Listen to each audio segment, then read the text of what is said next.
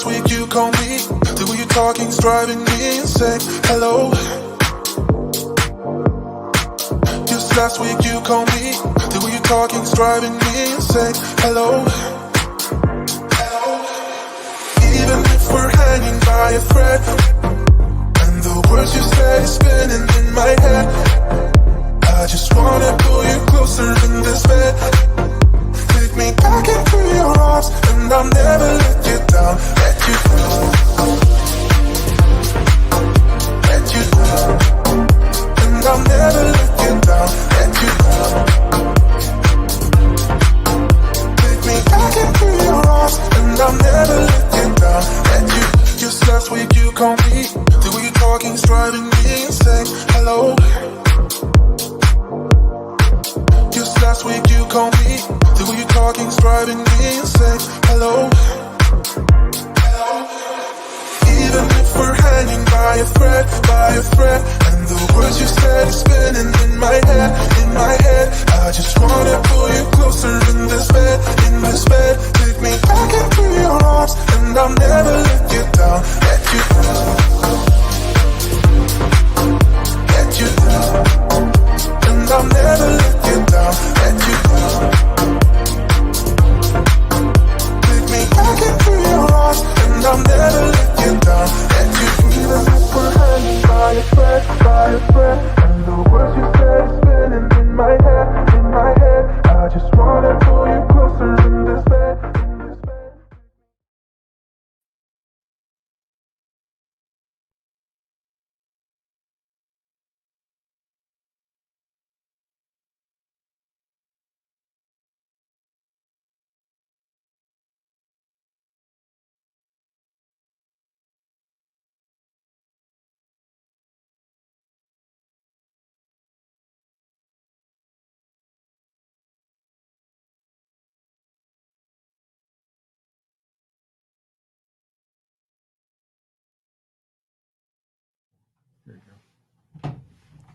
Okay.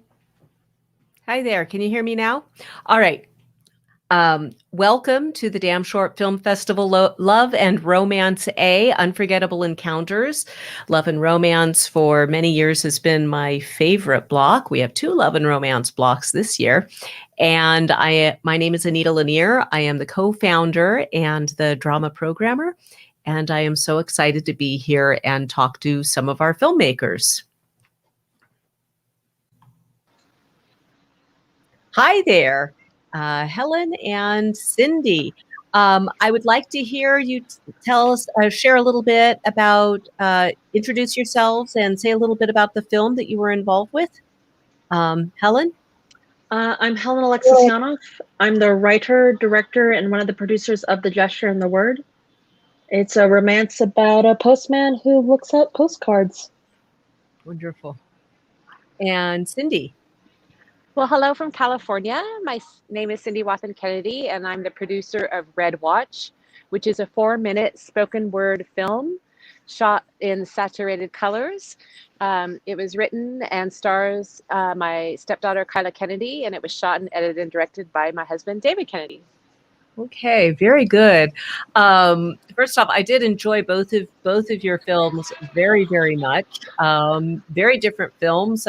Cindy, your film bounced around in several different programs. We were not sure where to put it, and that was like, so for like a week we thought we're going to have a spoken word block, and then there just weren't enough spoken word films that we really wanted to program, and so that was bouncing around. But I think to me, ultimately, it came down to authenticity and people needing authenticity from their partners, and that the woman seemed to be at a loss. Yeah, authenticity is represented by that red watch.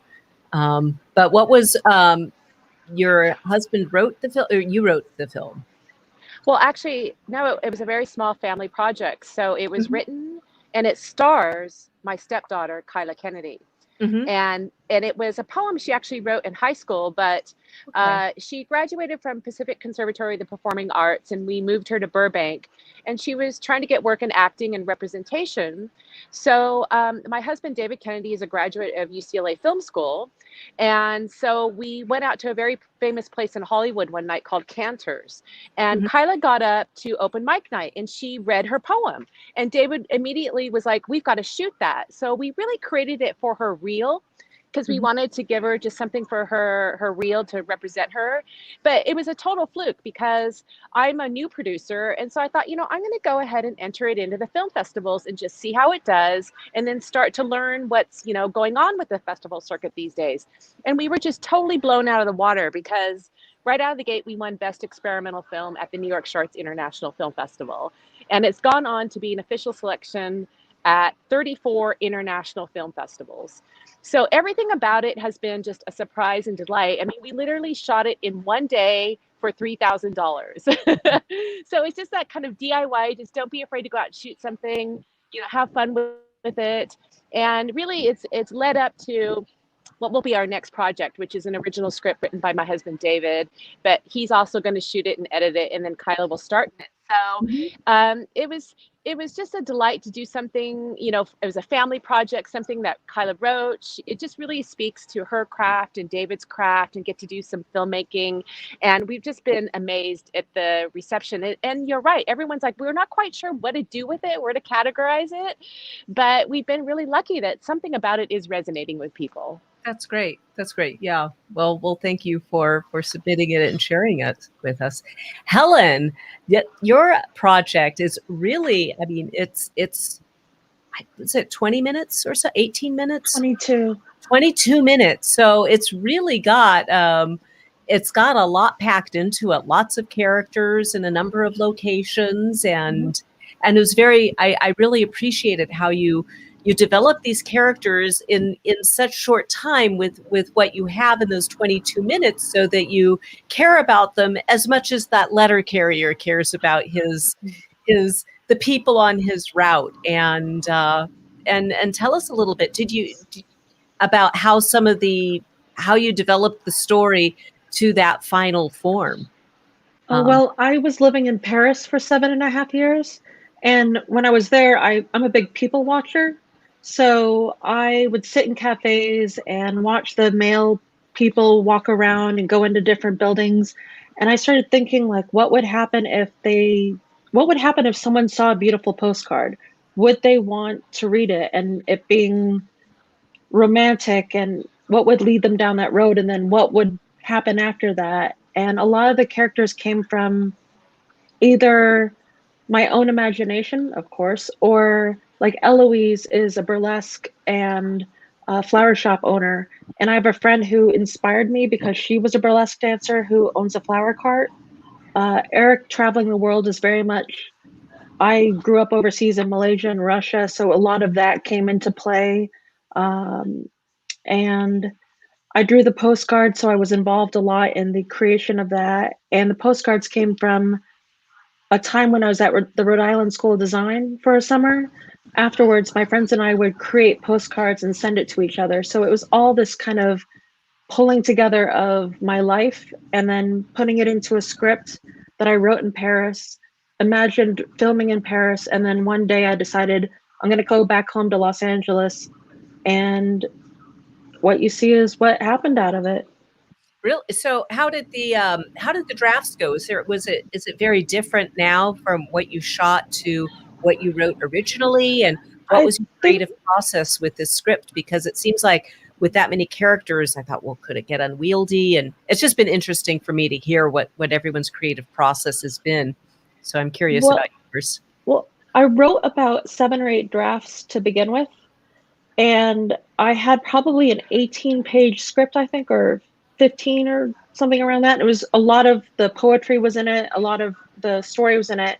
And then I worked with my producer at the time, and she gave me some notes, and I then expanded it just a couple more pages.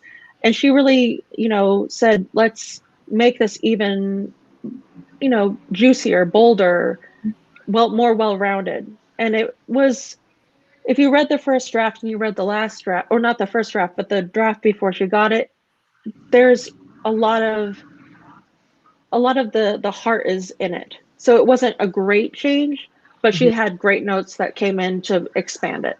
Mm-hmm.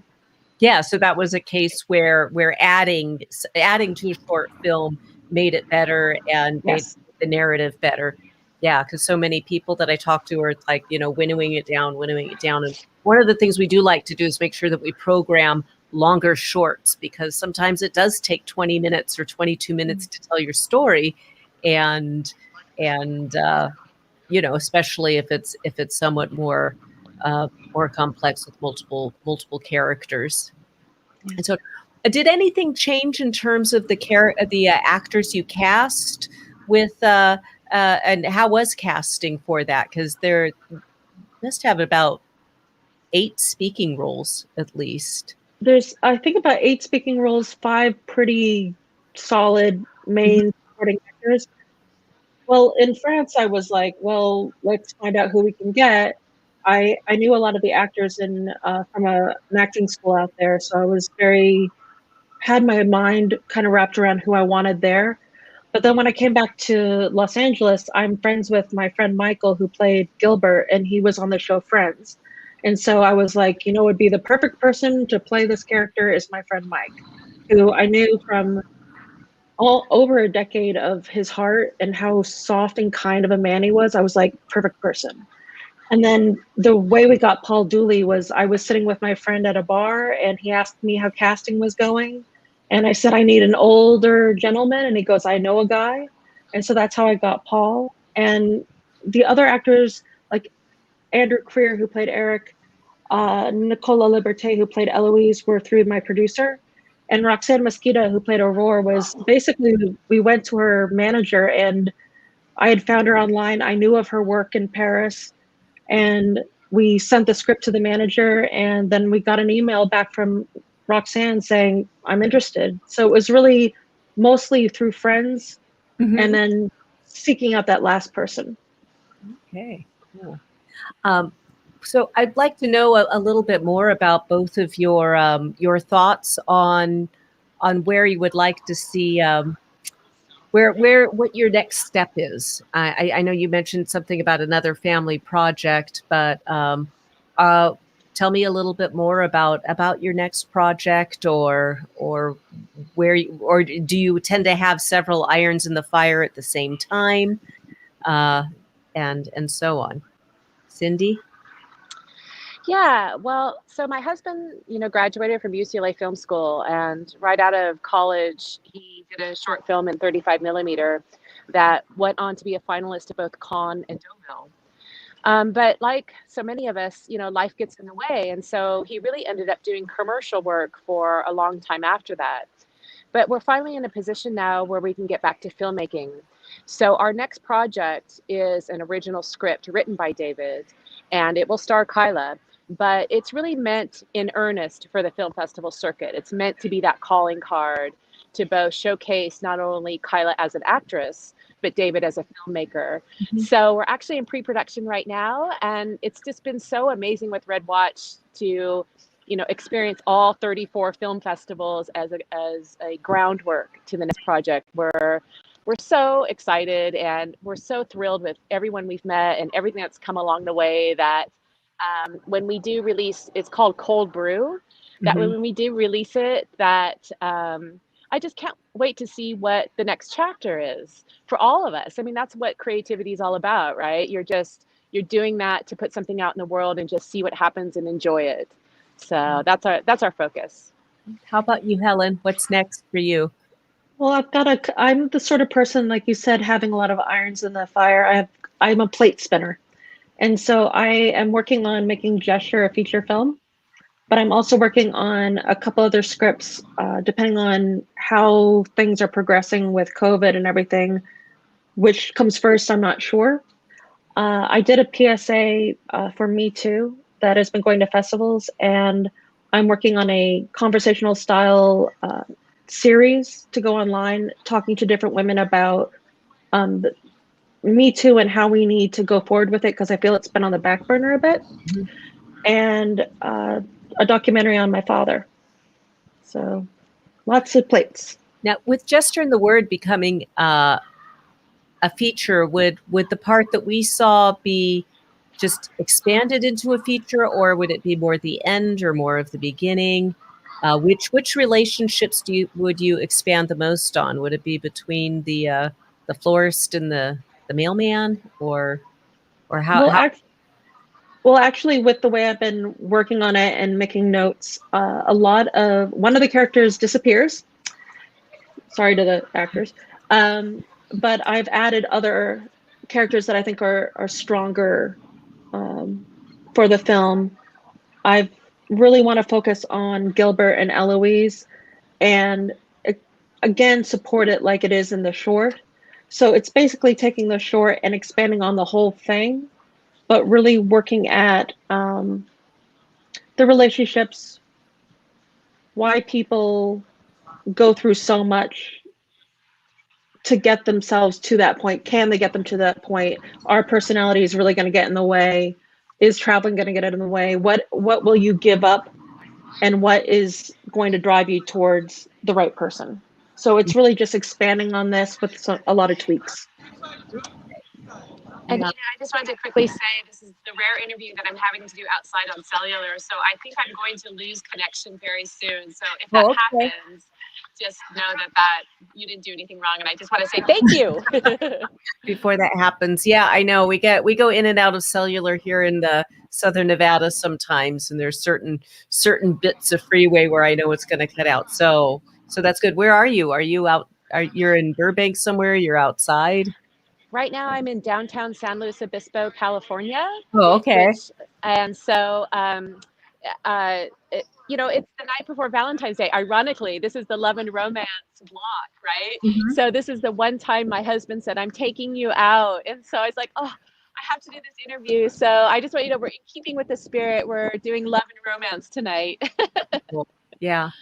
One of the questions I'm wondering about too, just as women and women filmmakers, where are some of the ways that you in your heart of hearts really would like to see films go? I feel like for me in theatrical releases, I certainly don't feel like as a middle-aged woman that my interests are being served. It's a little better. Television's a little better, but certainly, a lot of theatrical releases, there's very little for adult women to enjoy in theaters, and which stinks, because as a demographic, we make more purchasing decisions than anybody else, really. Mm-hmm. I mean, so I just would curious about your thoughts on it, both of you. Helen, you first. Well, it's funny that you say that. I do agree, but I've been watching the Marvel movies in order to not think. And I think that has a lot to say with a lot of movies out there are just those big spectacles that really make you just sit there and enjoy the ride. Where as a woman, I think that what I want to see and what I can only imagine other women want to see are films that get you in the heart, in the soul, right down there, have you thinking. There are places for these big movies, but I feel like they're not thinking about, they say that dramas are like, I've talked to sales agents, they're like, don't do a drama, do a comedy. I make the movies I would like to see. I make the movies that I think women would want to see. And possibly putting good movies out there that have depth will get more traction. But I'm not sure if, sadly, it's going to take up steam, pick up speed. I think we're at this point, we're struggling to get ourselves out there. Mm-hmm. And I was talking to a friend of mine who's like, I don't want to see the best female director category. Why do we have to have our own category? If they're thinking of us in that way, that we have to have our own directing category and we're not up with the guys, that says a lot about what sort of films they think we're making, and not giving us the thought and care to put us in the same room as the men. Right. I think that's really important, and that I would think would reflect what sort of movies they consider important to be out there. Yeah. Yeah. What do you Yeah. think, Cindy? Yeah, I agree. Red Watch is definitely a female film. And the fact that I got to work on it with my 24-year-old stepdaughter means the world to me. And everyone's really connected, I think, with what a strong female power story it is. But I have to say, I'm a new female producer, but, I have a law degree, I have a marketing degree, I have a psychology degree, I've published award-winning books. And when we went out to do this film, people would say, "Oh, your husband directed it. So have you even seen the film?" I'd be like, "I produced it. Are you kidding?" And so I felt, I mean, maybe that's just part of being a producer, but I had to over and over say, actually, I brought all of my education and my experience and my career to this 4-minute film. I mean, I worked in acquisitions book publishing in Berkeley at University of California Press for a long time. I've worked at a really high level of that kind of work.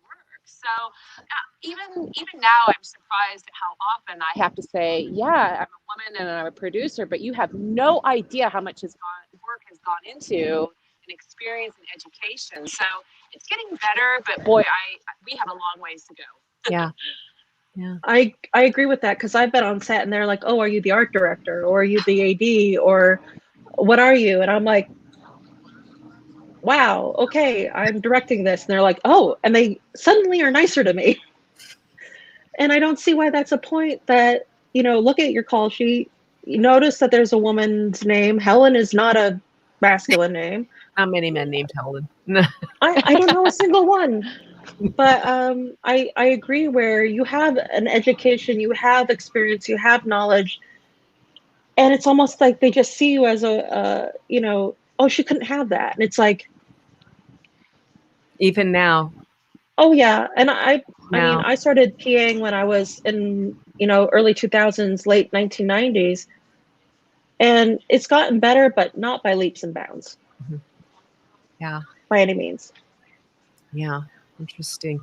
How has it been in your film community? Do you reach out more to other women in terms of getting notes for your projects, or for that kind of process, in your film community, or is it just pretty much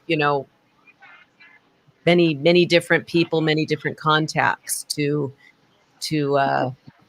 For me, I don't think of, like, when I go to have a script read, if it's a man or a woman.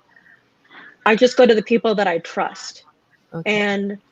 But I love working with very strong female teams.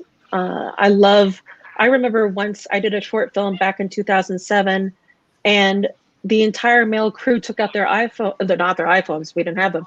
Our little flip phones, because there were about 7 different women huddled around the camera. Our DP was a woman. Me, the producers, and the guys were like, "Oh my God." And they were taking photos of us because they had never seen something like this. So I do go towards and gravitate towards the feminine way of looking at things, but I think the masculine side is a good balance. Yeah. Because we need that balance. Like, you can't have one or the other, which we've basically seen. Mm-hmm. Right. Yeah, I agree. I see a lot of young female filmmakers coming up now.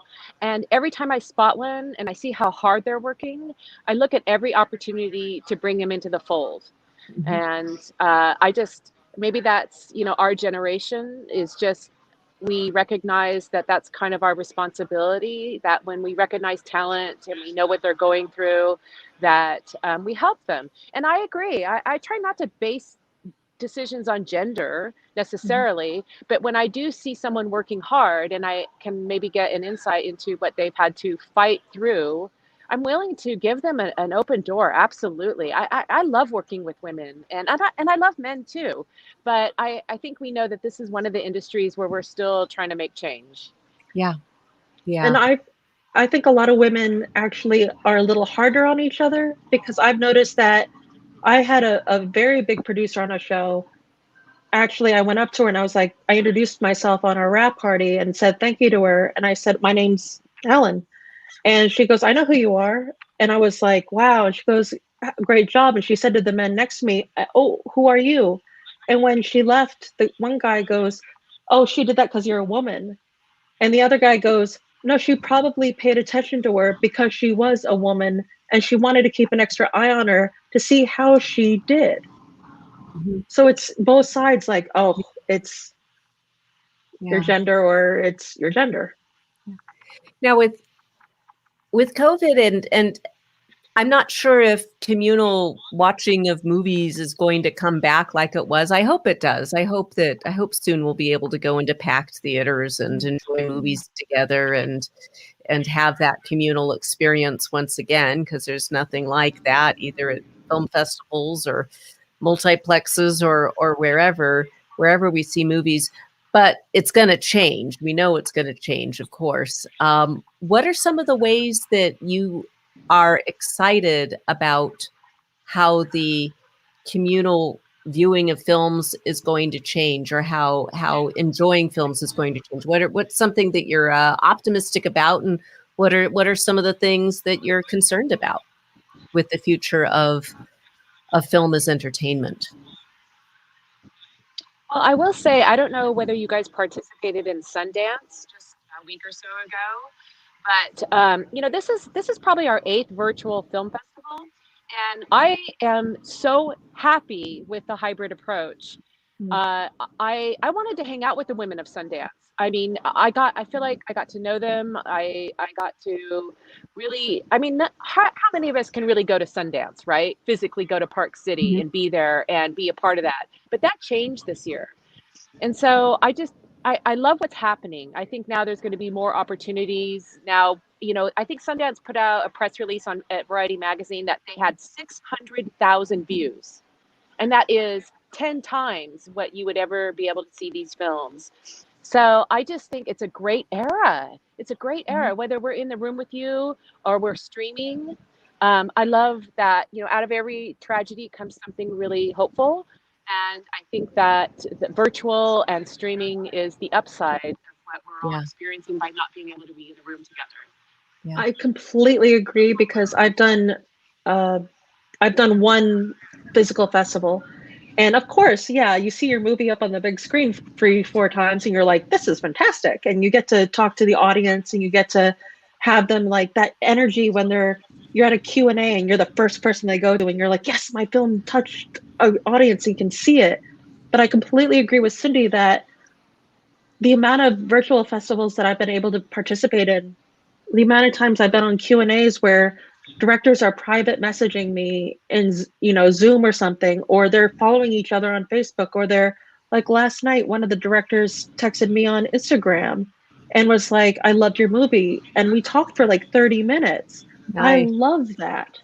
So actually, in some ways, it's more personal and connecting from the viewpoint of the filmmaker, that you are, and then people can just hop on and watch movies in their underwear at 2 a.m. And obviously they can't do that. They got to show up when they show up. I have to say, though, I mean, our festival really is cool in terms of filmmakers coming here together. But so I hope that people get out and watch our films, hop on and see the virtual aspect of the film festival. I don't know if we're going to be doing this next year as well, on top of the live festival.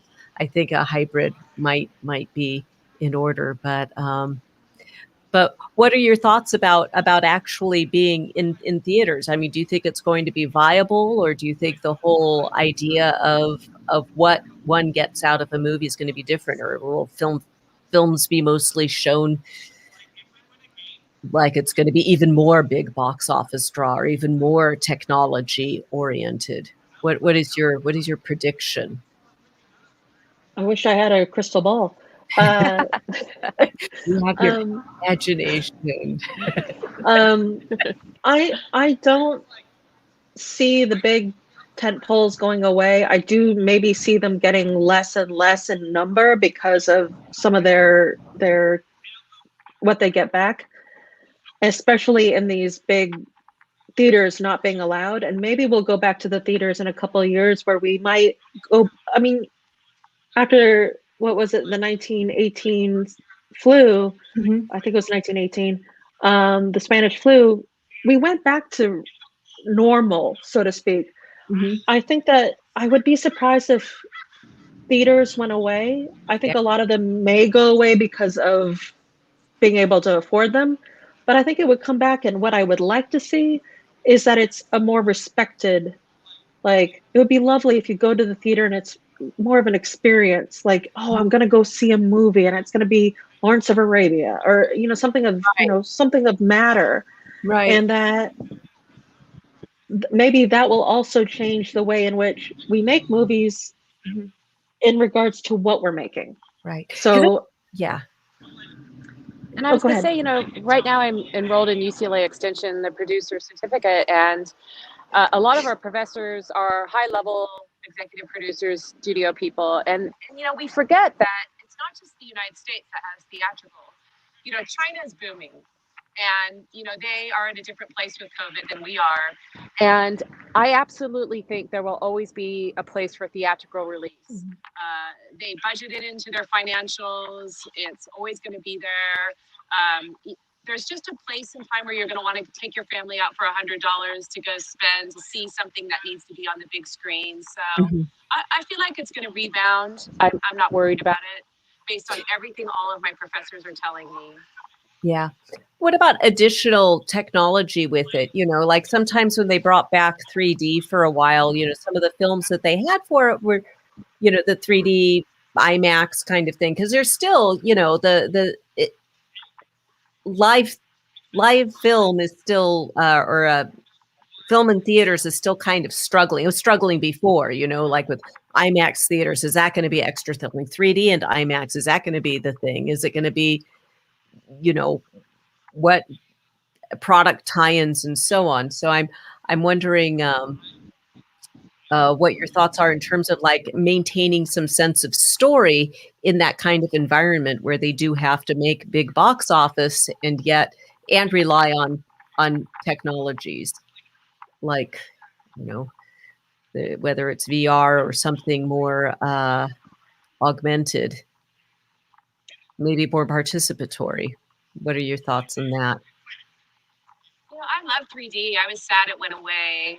I don't know if that'll come back, but there will always be a certain type of movie that will pencil out the theatrical release for the big studios. And I worked in book publishing for a long time, and we would always talk about how we had the top sellers and all the genres, but they would fund the smaller projects. So if there are the larger movies that fund the smaller movies, I just look at it in that lens. It's Mhm. okay. It's okay to be a 12-year-old boy and go to the IMAX and have a good time with your buddies and the popcorn, Mhm. because the studios are still making thoughtful films, and now particularly with streaming. I mean, there's such an insatiable need for content right now. So there's Right. a place for everything. Yeah. Yeah. What do you think, Helen? I think it's the same as Cindy was saying. There is a place for everything. Uh, I personally wasn't a big fan of the 3D, and I'm a old school moviegoer, like Lawrence Me of too. Arabia, Dr. Zhivago. Like that will make me. I will go see Trois Couleurs, Three Color Trilogy by Kieslowski at the Egyptian. That's me. So give me something old school. Give me something with romance. But I'm not sure, but I would guess that the progress that they were making, or the direction they were going in before the pandemic, might shift. But I think it's going to still be, as Cindy was saying, the way the big films have a place. Yeah. Yes, they do. They do. I mean, that there's something very yeah, I mean it hits you at a lot of levels, the big films for sure. Yeah. Um what what are your influences in terms of filmmaking, and where do you aspire to? Who do you admire? Ellen, I'm right there with you. There's nothing I love more than art house cinema. My favorite film is a Ken Russell film from the 70s called Women in Love, starring Glenda Jackson. I love Brazil, Wings of Desire. I- you know, I love literary fiction. Give me the intellectual, artsy stuff anytime. But I can appreciate things that maybe aren't my genre, and that's just part of being broad-minded. But as long as there's good storytelling and good filmmaking, I'm so impressed. It's like, again, I think of it as book publishing. Just finishing your manuscript is a huge achievement. And film is such a collaborative art form that just making your film, you should be so proud. So even if it's not, if it's lacking something or not my genre, I kudos to the filmmakers, you know? Yeah. For me, like the things that were inspiring me for Gesture were like Amelie and Cyrano de Bergerac. But I love like Krzysztof Kieslowski. I love David Lean, three of the films that I mentioned, or trilogy as well.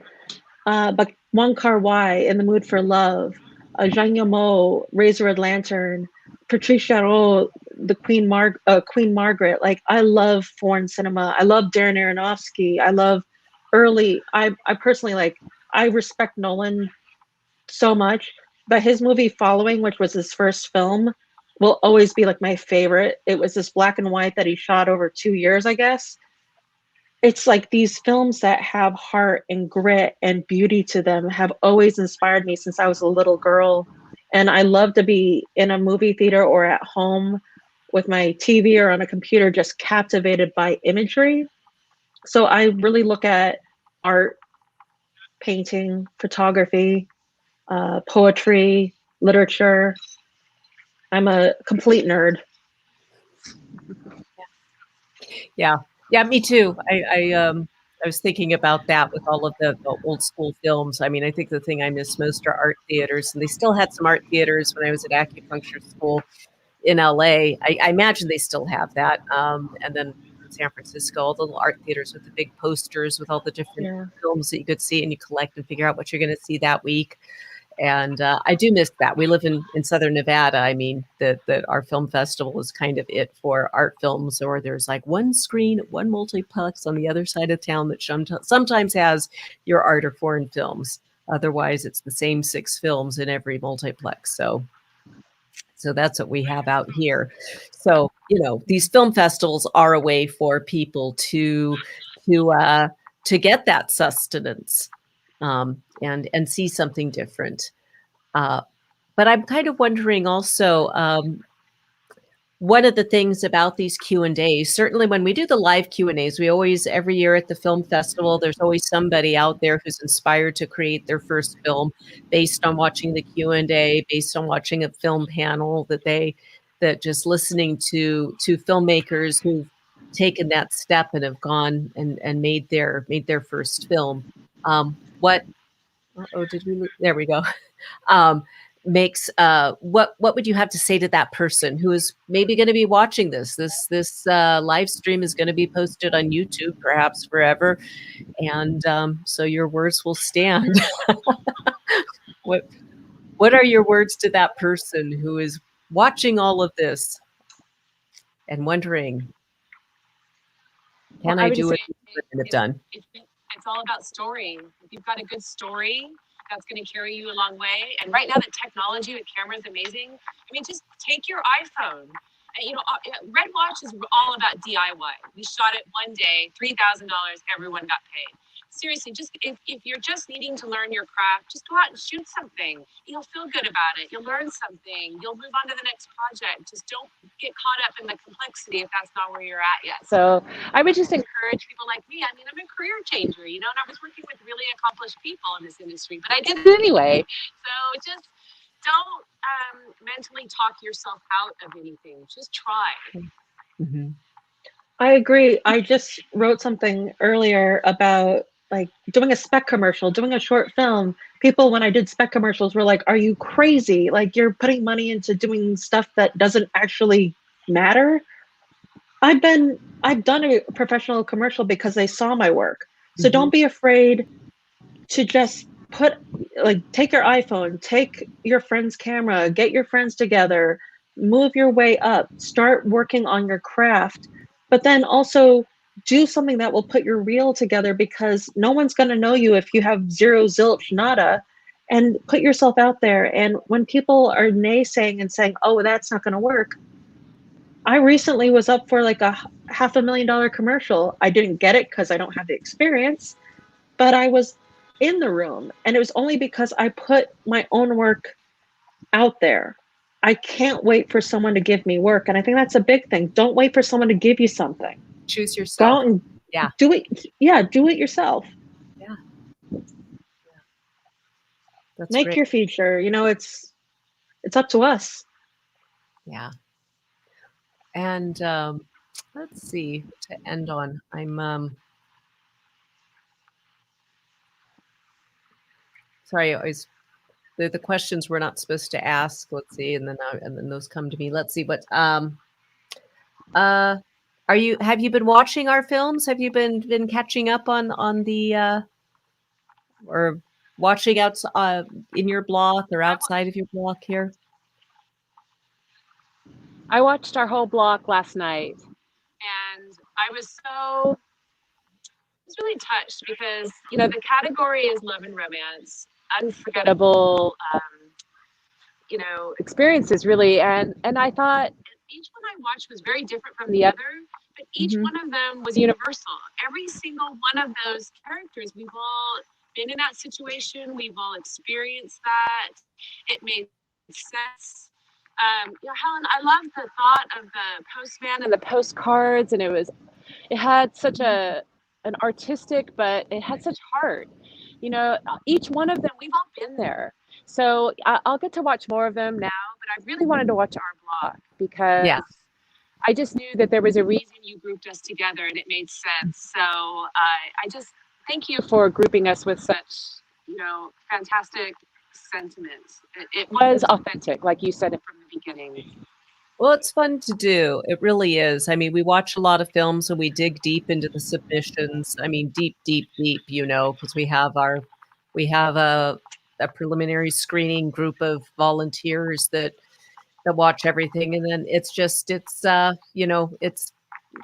really an experience. And it's like, if I don't respond to it emotionally, then of course, what's the point? And that, yeah, the films at the entire festival, they do all have heart, and that's something that we always look for is the emotional response. And are these characters that we can root for?